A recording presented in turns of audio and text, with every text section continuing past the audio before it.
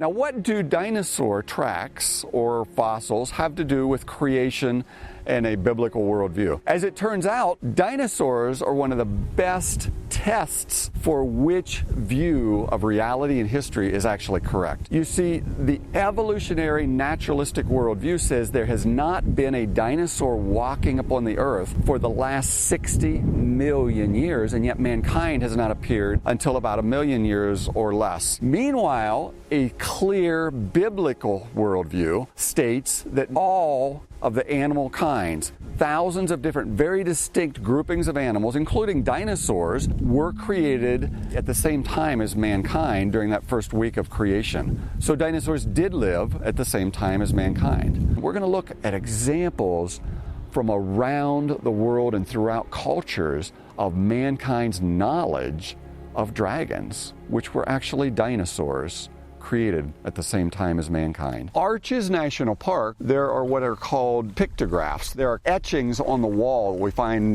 made by ancient people. So it's a picture that has been etched on the wall. And as you take a look at this, it is absolutely crystal clear what the depiction is of. It is of a cereopod kind of dinosaur, four-legged or herbivore that these natives have seen. Now, how could they have known this if this creature had died 60 million to 100 million years ago? It seems to be something along with buffalo and antelope and other creatures that they have seen and they're depicting on their cave walls. You find similar inscriptions and drawings dwelling places in Canada, and here's a picture of one of those type of cave drawings. Over in Australia, we find a group of aborigines surrounding what looks very much like a plesiosaur. It actually shows its intestinal tract, and the natives with spears are surrounding this very, very large dinosaurian type creature. You see example after example of various ancient people from various places around the world that are drawing creatures that they have seen that look exactly like what we would expect dinosaurs to look like. A stegosaurus carved into the stonework of the temple. Above it there's a depiction of a monkey. Below it is probably a bird or some other animal. All animals they've seen. And right in the middle is exactly what looks like a stegosaurus. Everything else is a real animal.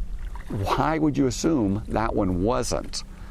The most logical conclusion is they had seen this animal also. Even in China, there is just account after account after account of dragons in ancient Chinese lore. You see, the dragons were very much revered. The Chinese astronomical system is a series of animals. There's the year of the monkey, the year of the rat, various animals, all of which are real. The only one that seems to be an exception is the year of the dragon. Well, it's not an exception. This was also a real animal. It was a dinosaur that lived along with mankind. The Bible means exactly what it says. You understand, God's word can be trusted when it talks about creation of very separate, different kinds of creatures alongside with man, which means that it had to have included dinosaurs. And it means what it says when it talks about a world restructuring flood that would have buried these bones quite recently, not millions of years ago. And that's why that tissue is there. And it's looking at these two viewpoints of interpreting dinosaur bones, which probably more than any other subject makes it crystal clear that the Bible's view, the Bible's interpretation, the Bible's clear teaching about history matches science much, much better than evolutionary fantasy in enormous periods of time that we hear about all around us.